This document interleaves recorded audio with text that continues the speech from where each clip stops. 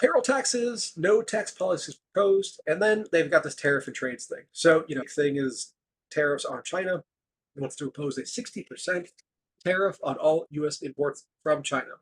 And he's talked randomly about Chinese owned auto manufacturing plants in Mexico. They're going to get 100% tariff and so forth and so on. So here's the thing about tariffs is that the tariff is a tax that a consumer pays on an imported good. So it doesn't matter that it's like, oh, we're assessing it on these Chinese companies or whatever. You're assessing it on the things that people are buying because that's what an import is. Somebody wants to buy something for some reason, and you're making it more expensive artificially. Whether it's a good economic policy or not, generally, most economists agree that it's not. But it is a populist talking point because it feels like you're getting back at an unfair.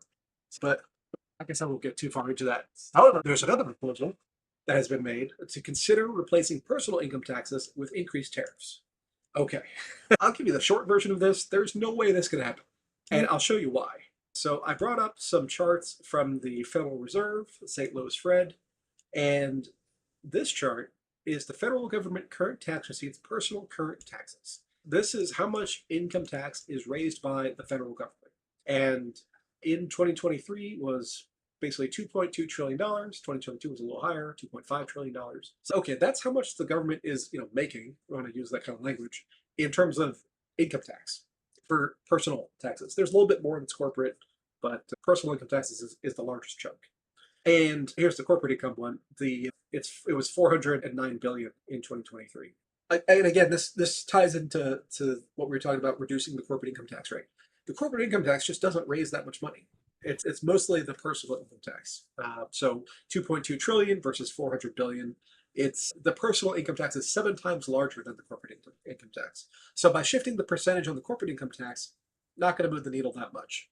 So if you want to address income tax, it's really the personal income tax that we have to focus on. But then when we compare it to tariff, so this is federal government current tax receipts, taxes on production and imports, customs duties, which is tariffs. We're looking at, and this is 82 billion. So 2.2 trillion in personal income tax, 82 billion tariffs. In order to make that compatible, the tariffs would have to just be enormous. And then we get into the fact that people are not robots, right? So if we're buying a certain amount of stuff from imports, whether it's China or Mexico or wherever, and those things become 3 times more expensive, then people are going to stop buying those things. And that means that your projected number as far as how much income the federal government's going to make on those imports is going to be way off because of the elasticity of demand, is the economic term. So then that would mean we got to make the tariffs that much higher in order to bring in the same kind of revenue for the government as far as the personal income tax. There's just no way this can work. On top of that, you would need to pass some kind of constitutional amendment to repeal the income tax.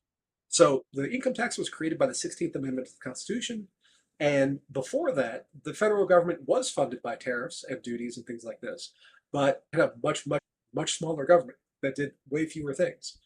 And if you had a political plan to eliminate the income tax, but still preserve the ability to have an income tax and then assess these crazy high tariffs, then what's going to happen in the future? If they have the ability to have an income tax, then they're going to have an income tax at some point in the future, whether it's this administration or the next one or whoever. What you really want to avoid is a scenario where you have the income taxes and super high tariffs, because that's just killing all economic productivity. You could make an argument from a protectionist standpoint that we want to incentivize American businesses. Economically, that's wrong, but it does resonate with people. And you could do that. The only way it could possibly work is if you actually repealed the 16th Amendment to the Constitution, and then, as part of that package, and then created the tariff. Getting the one without the other would be a disaster, because we all know what happens over time is that the Congress in 2030 is not going to care what Congress in 2024 said, and they can pass their own rules. And if they have the ability to do an income tax, then they're going to do it. Because, I don't know if you know this, but the government's broke. Despite all the money that is created, and despite all the money that they pull in through tax policy, it's just, there's nothing there. It's all IOUs. So the whole notion of replacing the personal income tax with tariffs is just crazy.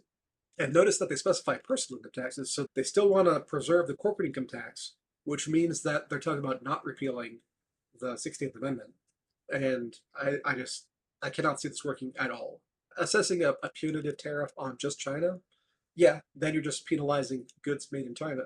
And you could theoretically say that, okay, now we're going to shift things over to Vietnam and other low-cost manufacturers, which is already happening to a large degree. But putting it across the board would just be insanity and would drastically lower American standard of living just by forcing prices up on everything.